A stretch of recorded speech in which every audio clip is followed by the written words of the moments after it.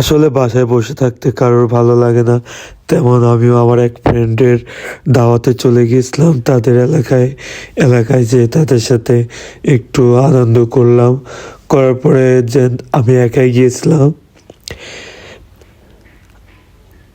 একা যাওয়ার কারণে অনেক আনন্দ করছি তাদের সাথে। আর ফেরার পথে আপনাদের সাথে কিছু মুহূর্ত তুলে ধরলাম। জায়গাটা হচ্ছে আমার বাসা থেকে প্রায় 25 কিলো দূরে।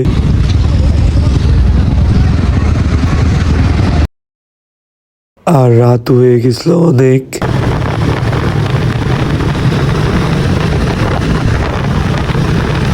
রাস্তাঘাট পুরোটা একদম ফাঁকা ছিল। যেমন ঢাকা শহরের রাতের দিকে শুধু বাস চলে না, শুধু ট্র্যাক চলে, সারা রাত ট্র্যাকের আনাগোনা।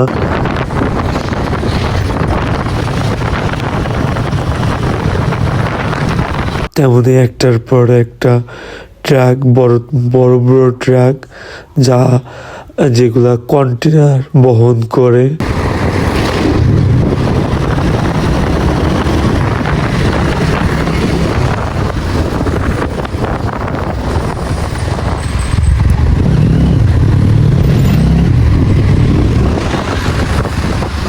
আর এই যে বালুর গাড়িটা, এটাতে আমি ওভারটেকই করতে পারলাম না।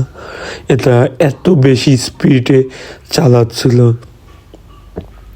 রাস্তার কন্ডিশন অনেক ভালো ছিল, তো এর জন্য অনেক স্পিডে চালাচ্ছিল। আর মিডিল পজিশনে ছিল, যে আমি তাকে ওভারটেক করব সেই পজিশনটাও আমাকে দিচ্ছিল না। আর আগেই তো বলেছি রাতে শুধু ট্র্যাক চলে, ট্র্যাকগুলো অনেক গতিতে যায়। আর সবগুলো বড় বড় ট্র্যাক, তো আমি ওভারটেক করতে একটু কষ্ট হচ্ছিল।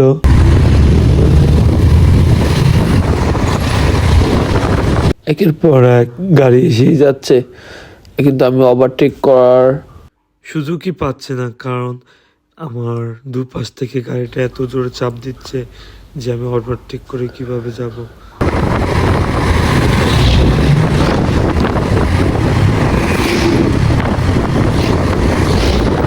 আর কেউ যদি আমার ডান পাশের এই জায়গাটা চিনে থাকেন, অবশ্যই আমাকে জানাবেন এটা কোথায়।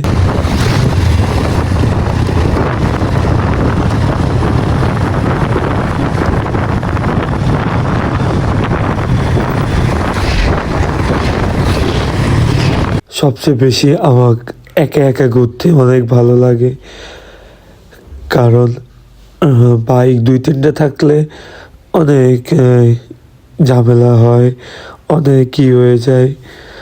আর একা একা ঘুরলে পুলিশও কোনো ঝামেলা করে না, কোনো কিচ্ছু সেনাবাহিনীও ধরে না। আর নিজের মতন রিল্যাক্সে যাওয়া যায়। আর আমি অনেক সেফলি ড্রাইভ করার ট্রাই করি সবসময়ের জন্য। আর ঢাকা শহরের ভিতর তো গাড়ি একটু জোরেও চালানো যায় না, কারণ অল টাইম ঢাকা শহরের ভিতর সবসময়ের জন্য জ্যাম থাকে।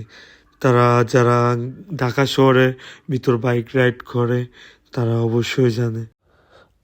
আর এই যে কন্টেনার যে গাড়িগুলো নিয়ে যায়, এটা সাইজটা একবার দেখেন কত বড়।